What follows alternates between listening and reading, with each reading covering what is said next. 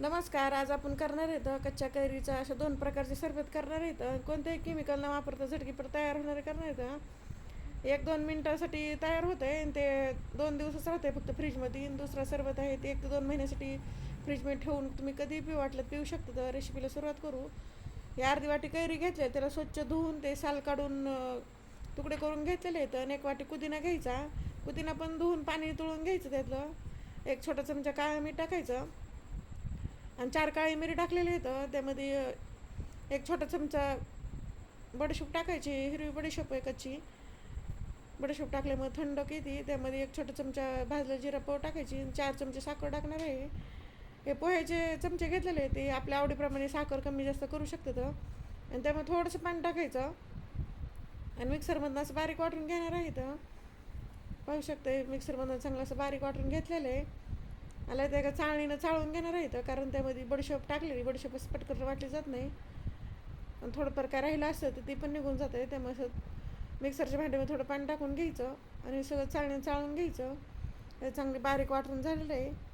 मग हे सरबत तयार झालं, झटकीपट तयार होतं आहे. एवढ्या क्वांटिटीमध्ये 3 ग्लास सरबत तयार होतं आहे. सरबत करून घेऊ. त्यामध्ये बर्फ टाकून घ्यायचा आणि जे आपण सरबत केलेलं आहे तेही टाकून घ्यायचं त्यामध्ये.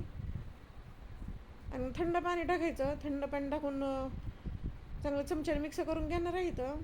आणि झटकीपट 5 मिनटामध्ये हा सरबत तयार होतं आहे, कोणतंही केमिकल न वापरता. आणि जेव्हा आपल्याला प्यायचं मन होईल तेव्हा पटकन असं करून प्यायचा.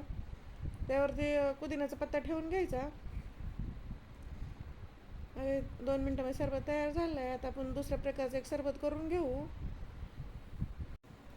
एक मोठी कैरी घेतलेली, त्याला धुवून साल काढून घ्यायचं आणि तुकडे करून घेणार आहेत.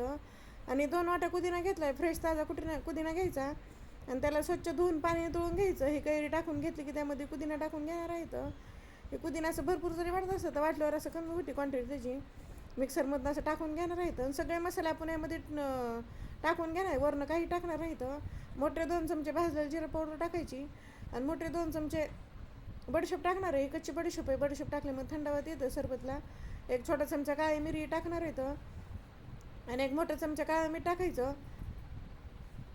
आणि थोडंसं पाणी टाकून मिक्सरमध्ये बारीक असं वाटून घेणार आहे. तर पाणी थोडंसं वापरायचं, जास्त वापरायचं नाही आहे. हे आता भरपूर असं भांडं भरून जर दिसत असलं तर वाटल्यावर त्याची क्वांटिटी खूप अशी कमी होती. हे चांगलं बारीक वाटून घेतलेलं आहे बघा. हे पद्धतीने चांगलं वाटून घ्यायचं आणि पाणी थोडंसं वापरायचं वाटताना. आता एक कढई घेतलेली, त्यामध्ये 1.5 वाटी साखर टाकायची किंवा आपल्या आवडीप्रमाणे कमी जास्त करू शकतात. तर जेवढी साखर घेतलेली त्याचं अर्ध पाणी घ्यायचं. 1/2 वाटी पाणी घेतलेलं आहे ते टाकून चालू करायचा, कारण आपल्याला फक्त साखर विरघळेपर्यंतच सिरप करून घ्यायचं त्याचं. चांगली साखर विरघळलेली आणि पाक पण असा घट्ट झालेला आहे.